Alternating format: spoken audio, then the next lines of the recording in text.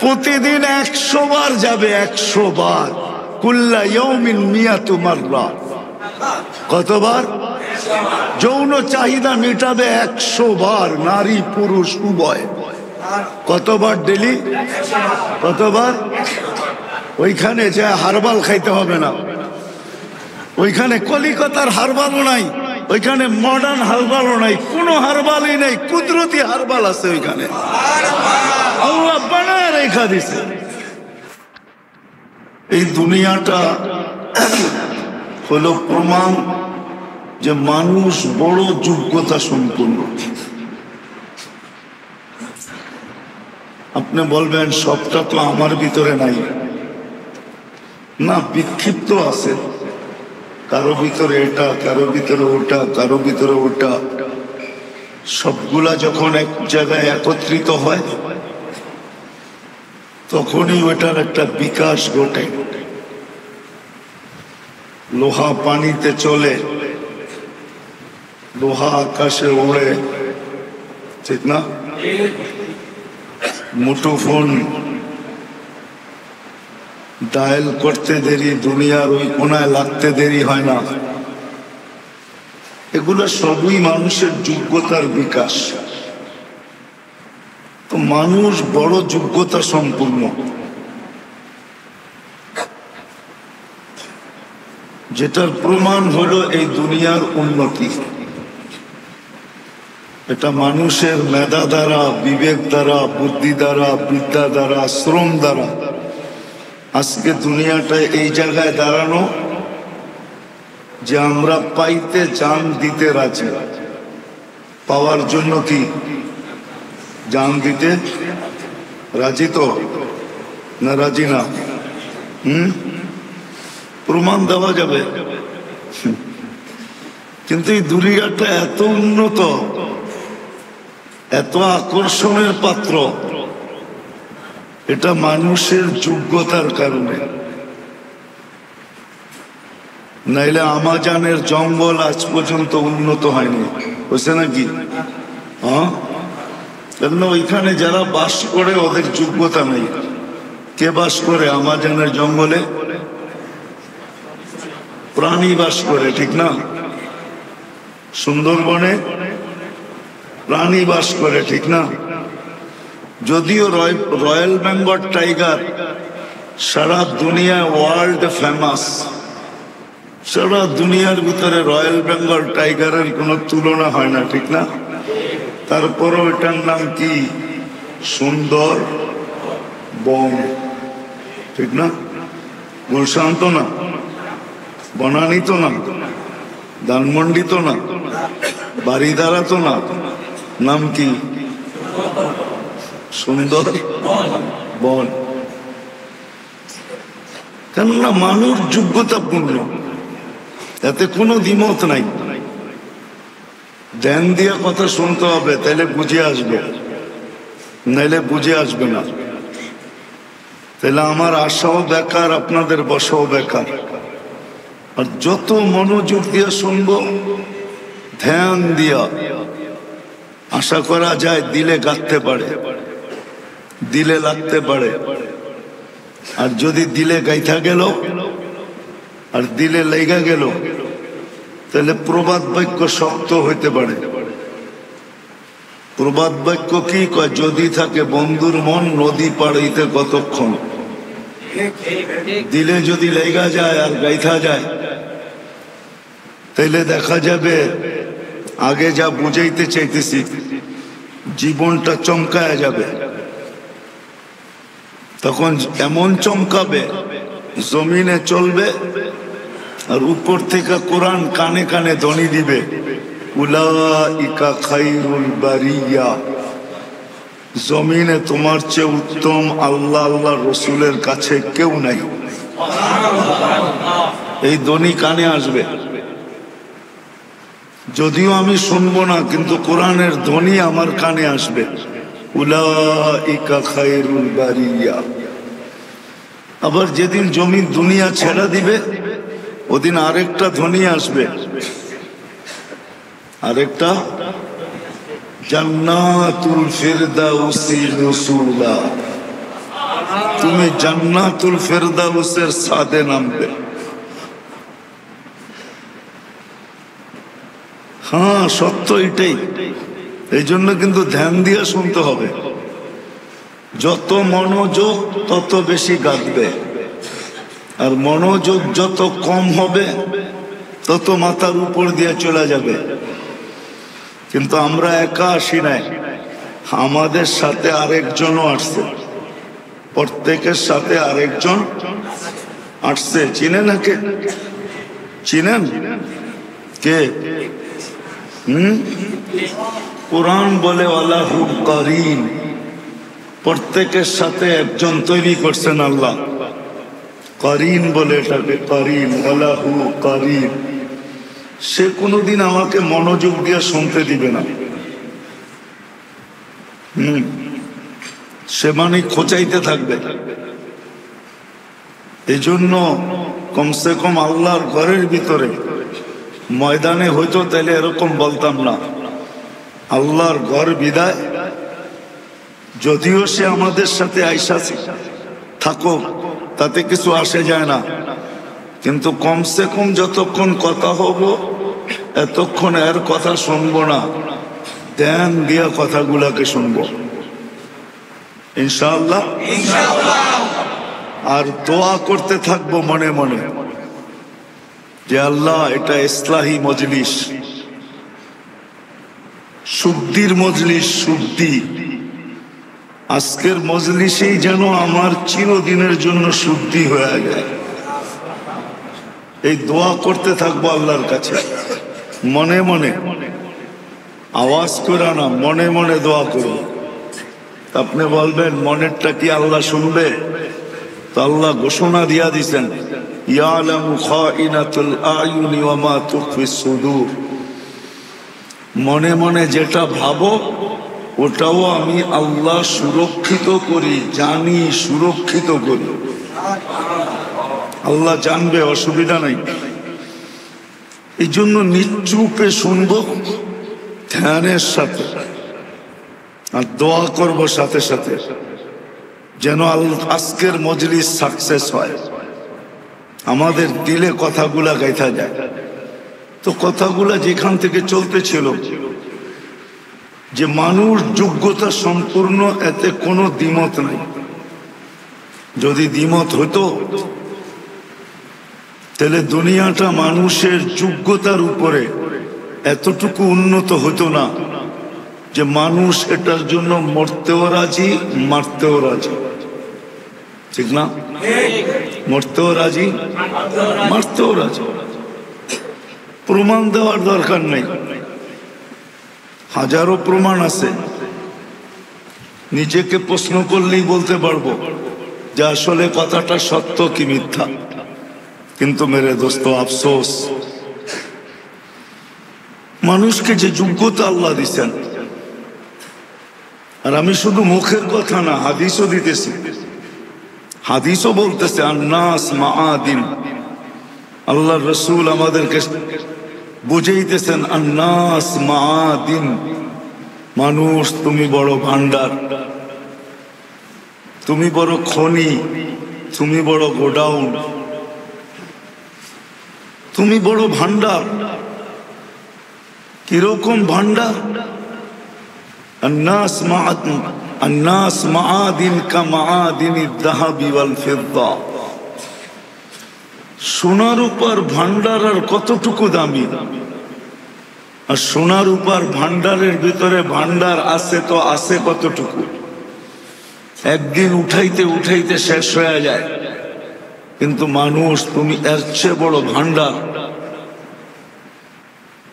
তোমার এটা কোনোদিন শেষ হবে না। যতই বাহির করা হোক, যতই এটাকে বিকাশ ঘটানো হোক, এটা কোনোদিন শেষ হবে না। কোনোদিন এটার শেষ সীমানায় কেউ পৌঁছতে পারবে না।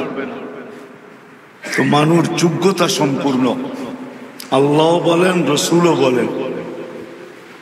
আমিও কথা শুরু করলাম এটার থেকে যে মানুষ যোগ্যতা সম্পূর্ণ, এতে কোনো দ্বিমত নাই। কিন্তু আফসোস এক জায়গায়, যে মানুষ তার যোগ্যতাকে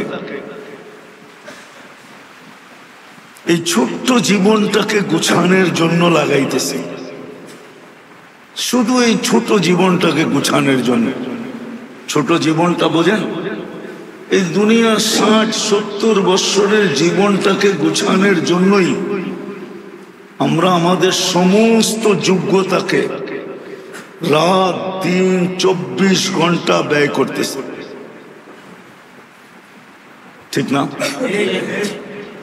বেশিরভাগ সময়টাই আমরা এই দুনিয়াটাকে গুছানোর জন্য ব্যয় করতেছি, এই দুনিয়ার জীবনটাকে।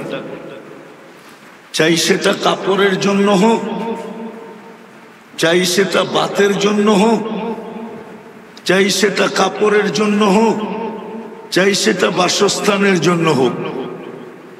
3 কথায় বাত, কাপড়, বাসস্থান, এটার জন্যই কিন্তু আমরা ব্যয় করতেছি। কিন্তু রব্বে কাবার কসম, মানুষকে যোগ্যতা আল্লাহ এই জন্য দেন নাই যে মানুষ শুধু এই ছোট জীবনটাকে গুছাবে। এই জন্য আল্লাহ মানুষকে যোগ্যতা দেন নাই। বরং একটা দিকে দেখলে দেখা যায় এই দুনিয়াটা গুছানোর দায়িত্ব তো আল্লাহ নিজেই নিয়ে আনিছিলেন। নাইলে জন্ম নিতে দেরি, কোরআন কানে ধ্বনি দিতে দেরি করে না। যেই বাচ্চাই জন্ম নেয় কোরআন তার কানে ধ্বনি দেয়, হুয়াল্লাযী খালাকাকুম সুম্মা রাযাকাকুম, আমি তোমাকে অস্তিত্ব দিছি, বরণ পোষণের দায়িত্ব আমার উপরে। আল্লাহ ধ্বনি দেয়, তোমাকে অস্তিত্ব আমি দিছি, লালন পালন আমি করব। আরেক জায়গায়ও আছে হাদিসের ভিতরে, খালাকতুকা লিল ইবাদা ফালা তালআব, কসমতু লাকা রিজকাকা ফালা তাতআব। আল্লাহ বলে তোমার ভরণ পোষণের দায়িত্ব আমার উপরে, তুমি ক্লান্ত হও তো হও কেন, ফালা তাতআব, তুমি ক্লান্ত হও না, তোমার ক্লান্ত হওয়ার কোনো প্রয়োজন নাই। কসমতু লাকা রিজকাকা ফালা তাতআব, ইন ওয়াজাদতানি ওয়াজাদতা কুল্লা শাই, ইন ফুত্তানি ফাতাকা কুল্লা শাই, ওয়া আনা খায়রুন লাকা মিন কুল্লি শাই। আমাকে পাইলে সব পাওয়া যাবে। এটার পিছনে একটা যুক্তি আছে, যুক্তিটা শুনে দেই। আল্লাহ বলে ভান্ডার তোমাদের কাছে না, ইন্দানা খাসাইন, তোমার যা প্রয়োজন, যা চাওয়া, যা পাওয়া, এটার ভান্ডার তোমাদের কাছে না, এটার ভান্ডার আমাদের কাছে। কার কাছে? মানেন তো? হ্যাঁ, সবাই মানেন? মনের থেকে না মুখের থেকে? মনের থেকে মানতে হবে, কিন্তু মুখের থেকে না। তাইলে আব্দুল কাদের জিলানী রহমতুল্লাহ আলাইহির কথা সত্য হবে। উনি বলছে, লিসানুকা মুমিন কলবুকা মুনাফিক, তোর মনটা তো, তোর ঠোঁট দুইটা তো মুসলমান বটে, জবানটা তো মুসলমান বটে, কিন্তু তোর দোলটা মুসলমান না, দিলটা তো মুনাফিক। আমার কথা না, আব্দুল কাদের জিলানী, বড় পীর, পীরানে পীর আব্দুল কাদের জিলানী লেখছেন, ওনার কিতাবে আছে ফাথুর রাব্বানী, ওটার ভিতরে লেখা আছে। তো আল্লাহ বলে দিচ্ছেন যে ভান্ডার তোমাদের কাছে না, ভান্ডার আমাদের কাছে। আবার এই টোল বলে দিচ্ছেন, ওয়া নুনাজ্জিলুহা বিকদারিম মালুম, প্রয়োজন হইতে দেরি, আমরা পাঠাইতে দেরি করি না। প্রয়োজন হইতে দেরি, আমরা পাঠাইতে দেরি করি না। মনে উঠলো এই জন্য বলতেছি, বান্দরামি তো আমরা করি, আল্লাহ তো করে না। দুনিয়াতে 800 কোটি মানুষ, 2400 কোটি মানুষের খাদ্য হয় দুনিয়াতে।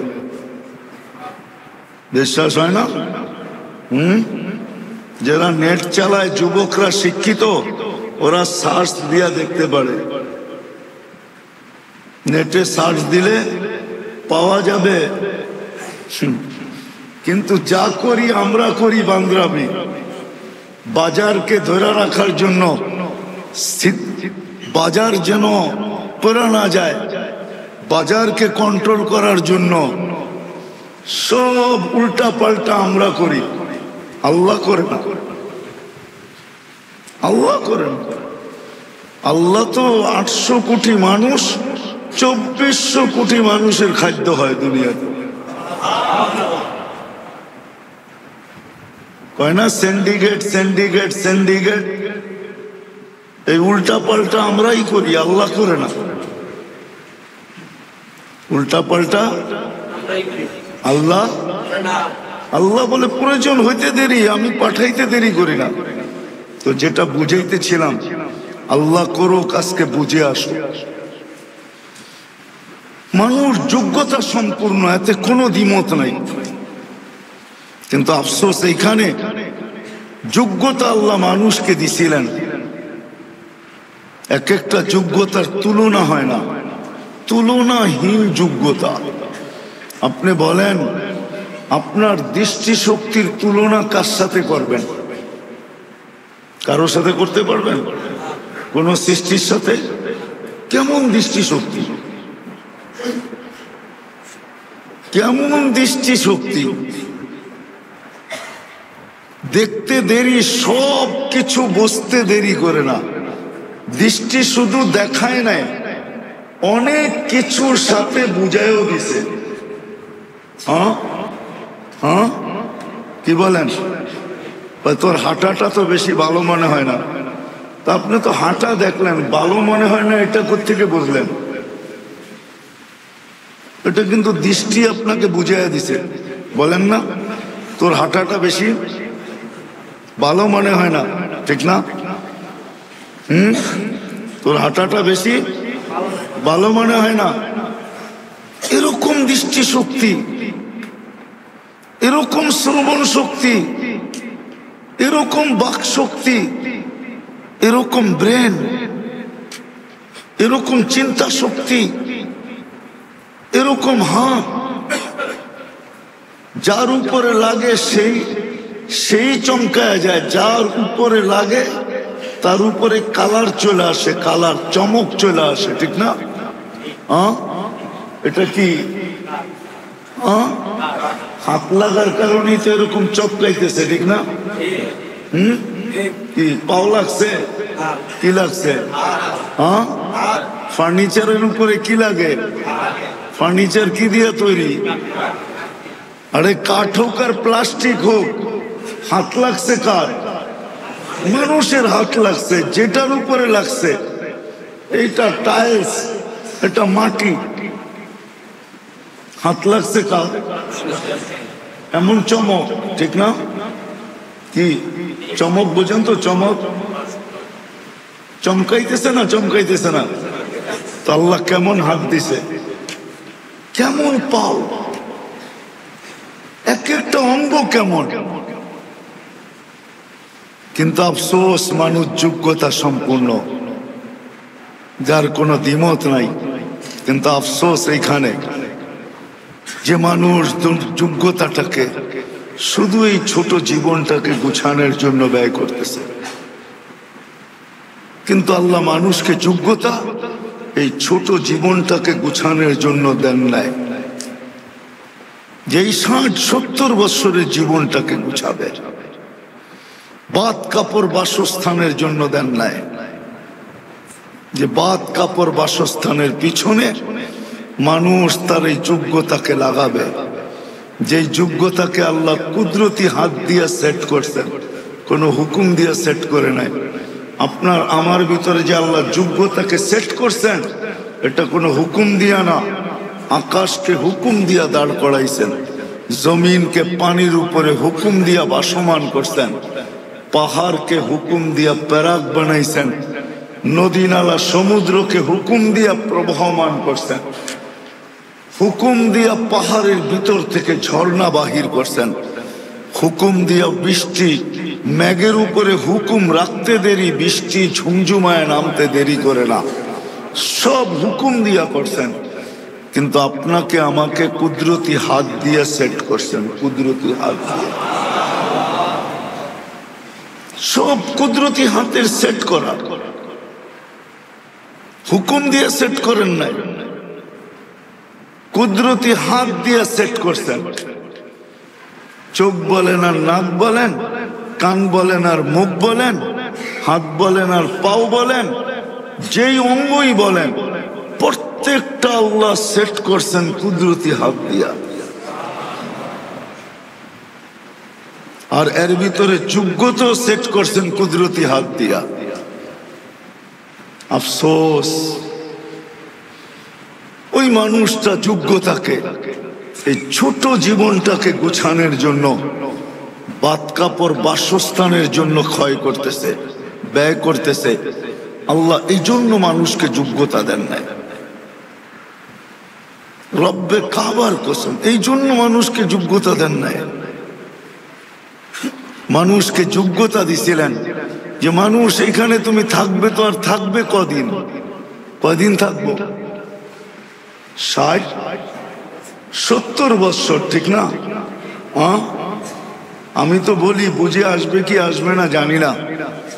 আমরা যখন রোজা রাখি, গরমের দিন হোক আর শীতের দিনই হোক, রোজা রাইখা ভাবতে থাকি কয়েক ঘন্টার ব্যাপার, ঠিক না?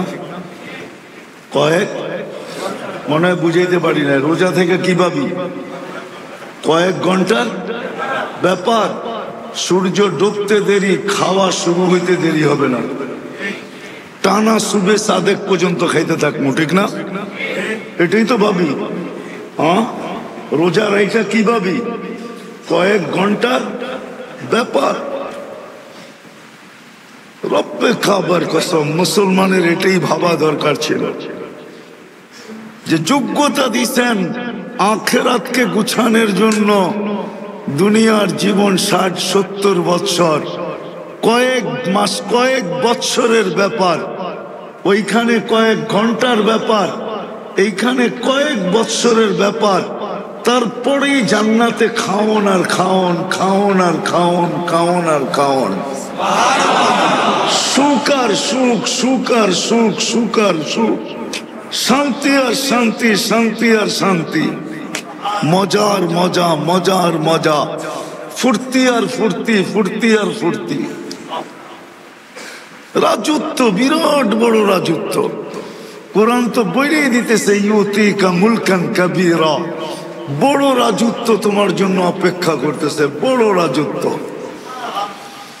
আবার হাদিস দিয়ে এটাকে বিলকুল সুস্পষ্ট করছে কত বড় রাজত্ব। আল্লাহর রাসূল বলছে আশারু আমসালিহা, কমসে কম এই দুনিয়ার 10 গুণ বড়। কত বড়? কত বড়? দুনিয়ার 10 গুণ বড়, কমসে কম দুনিয়ার 10 গুণ বড় রাজত্ব। ওইখানে সাজাইতে হবে না। আবার এটাও বলে দিছে পুরা কমপ্লিট। কি? ফল পাইকা অপেক্ষা করতেছে, ফল পাইকা অপেক্ষা করতেছে, নেয়ামত সব রেডি হয়ে অপেক্ষা করতেছে, সব নেয়ামত। খাদেমরা অপেক্ষা করতেছে, জান্নাতের স্ত্রীরা অপেক্ষা করতেছে, জান্নাতের পোশাক অপেক্ষা করতেছে, প্রত্যেকটা জিনিস রেডি হয়ে অপেক্ষমান। এই জন্যই তো হাদিসে আসছে প্রতিদিন জান্নাত বলে মাতা আউলিয়া ও, আল্লাহ যাদের জন্য বানাইছেন ওরা কবে আসবে? সব তো রেডি, সব তো, সব তো। জামাই দেরি হইলে দেখেন না মেয়ের বাড়িওয়ালারা ফোনের পর ফোন করতে থাকে, কি খানা সব রেডি, মেহমান আসা কমপ্লিট, খালি আপনারা আসলেই লাগাইতে পারি, ঠিক না? জান্নাত বলে আল্লাহ সব রেডি, বন্ধুরা কবে আসবে? আল্লাহ প্রতিদিন সান্ত্বনা দেয়, ইসবিরি সাতালকাকি আউলিয়াই, একটু সবর কর, বন্ধুরা রাস্তায় আছে, আসতেছে। বন্ধুরা রাস্তায়, একটু সবর কর। সবর কর, বন্ধুরা রাস্তায় আসতেছে, সব ছুটে আসতেছে। আল্লাহ প্রতিদিন বলে ইসবিরি সাতালকাকি আউলিয়াই, জান্নাত প্রতিদিন বলে মাতা আউলিয়াউক, আপনার বন্ধুরা কখন আসবে সব রেডি, ফল পাইকা রেডি, কাপড় তৈয়ার হয়ে রেডি, খাওয়া সাওয়া পাকায় রেডি, সব নিয়ামত রেডি, আসবে কবে? আল্লাহ বলে সবর কর, আসতেছে। অন্ধা ওয়ায় আছে, রাস্তায় আছে, আসতেছে। সত্য এটাই। তো মানুষ যোগ্যতা সম্পূর্ণ, যোগ্যতা দিছিলেন এই দুনিয়া গুছানোর জন্য না। বিশেষ করে মুসলমানকে, যাকে আল্লাহ মুসলমানের ঘরে অস্তিত্ব দিচ্ছেন, সর্বশ্রেষ্ঠ নবীর উম্মত বানাইছেন, যাকে আল্লাহ মুসলমানের ঘরে অস্তিত্ব দিচ্ছেন নিজ ইচ্ছায়। একটা কথা মনে উঠলো, বইলাত ফেলি, রাগ হয়ে যাবেন না তো? হ্যাঁ হ্যাঁ, হায় হায় হায়। মুসলমান না বুঝার কারণে,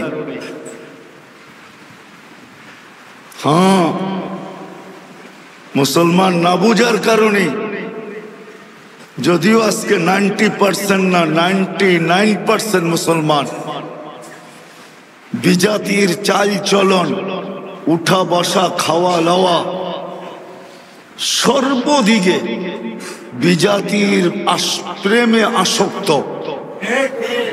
বিজাতির ভালোবাসায়, কি বিজাতির এশকে পড়ে গেছে, বিজাতির এশকে। যদিও আমার সমাজ, আমার জাতি 99%, যুবক বলেন, যুবতী বলেন, নারী বলেন, পুরুষ বলেন, শিক্ষিত বলেন, অশিক্ষিত বলেন, আমরা সবাই বিজাতির প্রেমে আসক্ত, ঠিক না? সবকিছু ওদের মতো, ঠিক না? কি বলেন? হ্যাঁ, কিন্তু হইলে কি হবে? এত প্রেমে পড়ার পরেও কি আমরা ওদের হাত থেকে নিরাপদ? হ্যাঁ, নিরাপদ? মনের থেকে বলতেছেন? হ্যাঁ, যদি নিরাপদ হইতাম ওদের প্রেমে পড়া, তাহলে তো আজকে ফিলিস্তিনও নিরাপদ হইতো, না হইতো না? হ্যাঁ হ্যাঁ, ফিলিস্তিনও তো নিরাপদ হইতো, ফিলিস্তিন তো নিরাপদ না। ওদের প্রেমে পড়া যদি নিরাপদ হইতাম, তাহলে তো বসনিয়াও নিরাপদ হইতো। বসনিয়া তো নিরাপদ ছিল না, ঠিক না?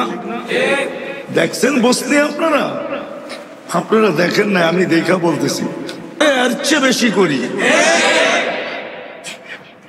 কেননা আমি 2-1টা 31st নাইট বিদেশে কাটাইছি, তো এই জন্য আমি বলতে পারি। এটা আমাকে বুঝাইতে হবে না। 31st নাইট আমি আমেরিকাতেও কাটায় দেখছি। ওরা সীমিত জায়গার ভিতরে করে, নির্দিষ্ট জায়গা আছে ওইখানেই করে, আর আমাদের তো প্রত্যেক বাড়ির ছাদে করে, প্রত্যেক মহল্লায় করে, ঠিক না? তারপরে তো আমরা ওদের থেকে নিরাপদ না। আজ পর্যন্ত তো আমাদের বাড়িতে এসে বললো না যে তোমরা সবকিছুই আমাদের মতো করো, ঠিক আছে পাসপোর্টটা দাও, ভিসা লাগায় তোমাকে নিয়ে যাই। হ্যাঁ, বিশাল লাইনে দাঁড়াইলেও তো শতকরা একজনও দেয় না, 1000-এর ভিতরে একজনকে দেয়, ঠিক না? হ্যাঁ, তাও অনেক বুঝা হই না দেয়, ঠিক না? না গেলেই দেয়। হ্যাঁ, চলেন না কালকে সপ্তাহে মিলা বন্দর থেকে যাই, দেখি কয়জন রে দেয়, ঠিক না? তো মেরে দোস্ত, সত্য এটাই। এটা হলো ওরম প্রেম যেরম বাংলাদেশে প্রমাণ দেওয়া যায়। কিছু প্রেম আছে যে প্রেমিকাকেই প্রেমিকার হাতে জবা হইতে হয়। বাংলাদেশে বহুত প্রমাণ আছে যে প্রেমিক প্রেমিকার হাতে কি, আমরা প্রেমিক, এই জন্য পোশাক ওরকম, চেহারা ওরকম, খাওয়া এরকম, উঠা এরকম, বসা এরকম, চলা এরকম, স্টাইল এরকম, সবকিছু ওদের মতো। আমরা হইলাম ওদের প্রেমিক আর ওরা হলো প্রেমিকা।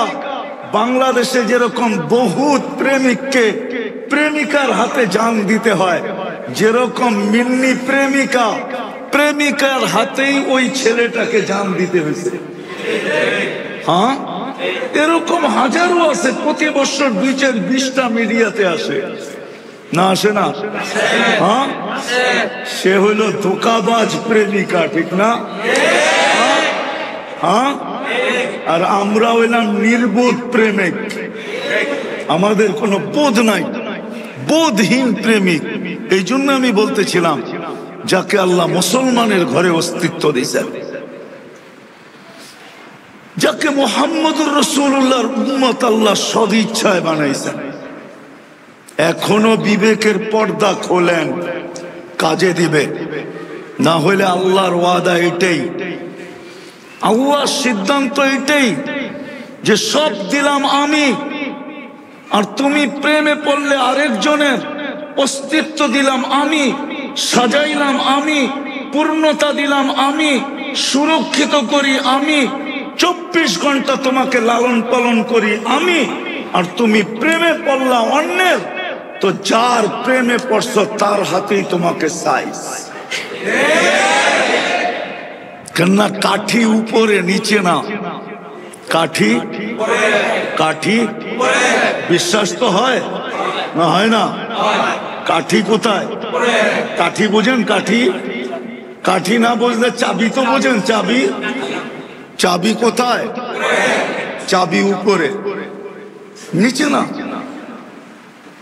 চাবি যদি নিচে হইতো তাহলে হুজুর ইসলামের দাদা এই কথা বলতেন না। যখন 200 উট নিয়ে গেছিল হাতিয়ালারা, আব্রাহা বাদশাহ যে বাইতুল্লাহ ভাঙতে আসছিল, 200 উট নিয়ে গেছে। যাওয়ার পরে বলছে আমার উট দে। তুমি না সর্দার এই এলাকার? বলে অবশ্যই, আমি তো বাইতুল্লাহ ভাঙতে আসছি। ওই ঘরের মালিক আমি না, উটের মালিক আমি, আমারটা দে। আমার উট ফেরত দে, উটের মালিক আমি, ওই ঘরের মালিক আমি না। ওই ঘরের মালিক আরেকজন, ইচ্ছা করলে রাখবে, নাইলে তুই ভাঙ্গা ফেলিস, আমার কি আসে যায়? উট নিয়ে আইসা বাইতুল্লাহর চৌখাট ধরা, দুটাই শব্দ বলছে। ওইখানেও বলে আসছে ওয়ালিল বাইতি রব্বা, এই ঘরের একজন মালিক আছে, ইচ্ছা করলে প্রতিরোধ করবে, না ইচ্ছা করলে তুমি ভাঙ্গা ফেলবে। ওটা ওনার ব্যাপার, আমার ব্যাপার না।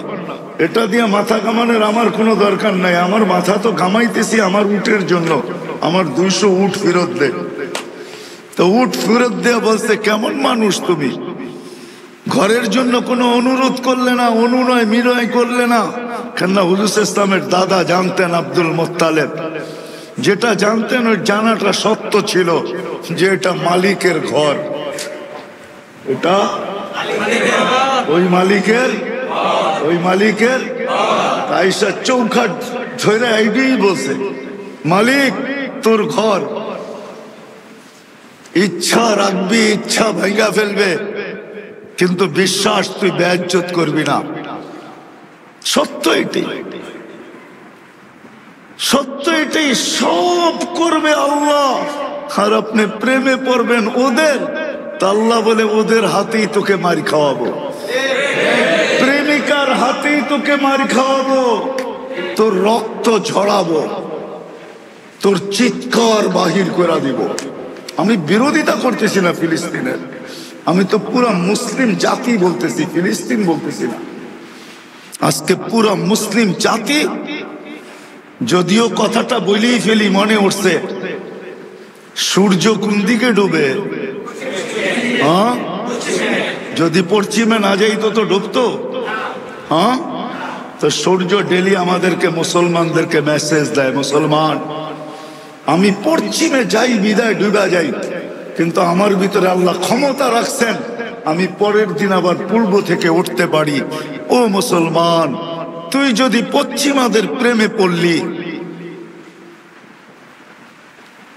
তুই যদি পশ্চিমাদের প্রেমে পড়লি আর পশ্চিমে গেলি, তো তুই সারা জীবনের জন্য ডুববি, আর কোনোদিন উঠতে পারবি না।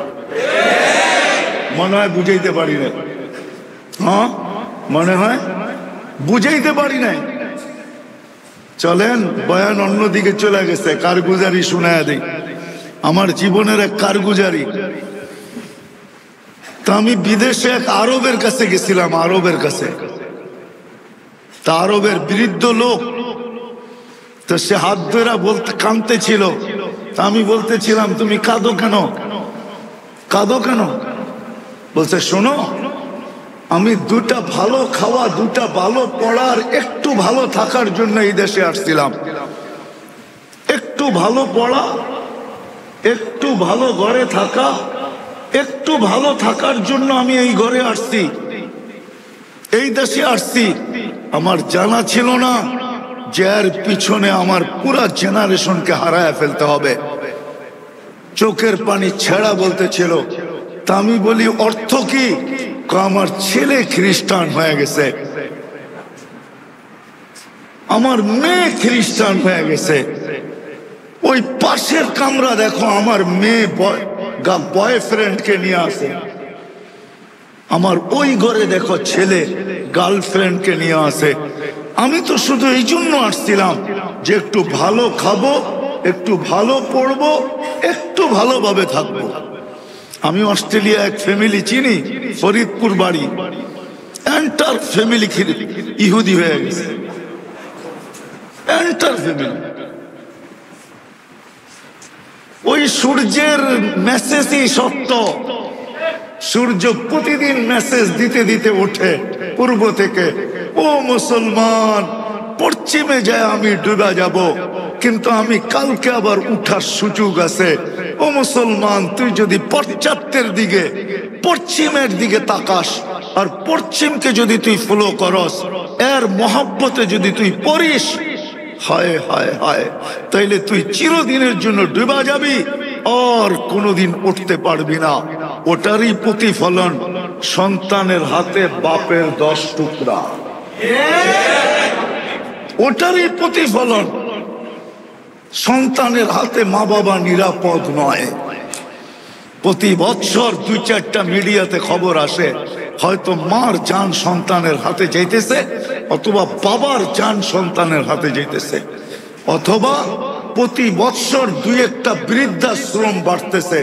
আমাদের দেশে বৃদ্ধাশ্রম বাড়া, এটা ওই কথার ইঙ্গিত যে আমরা ওই পশ্চিমাদের প্রেমে পড়ছি, যার কারণে মুসলমান দেশেও মুসলমান মা বাবার জন্য বৃদ্ধাশ্রম তৈরি হইতেছে। আর মা বাবা বৃদ্ধাশ্রমে সারা দিন রাত্র চোখের পানি ঝরাইতেছে, আর সন্তান ভাবতেছে মা বাবাকে বৃদ্ধাশ্রমে দিয়ে আমি সুখে থাকবো। রব্বে কাবার কসম, সুখ সুখ যদি হইতো তাহলে নিজের পিস্তল নিজে কেন মাথায় লাগাইতো?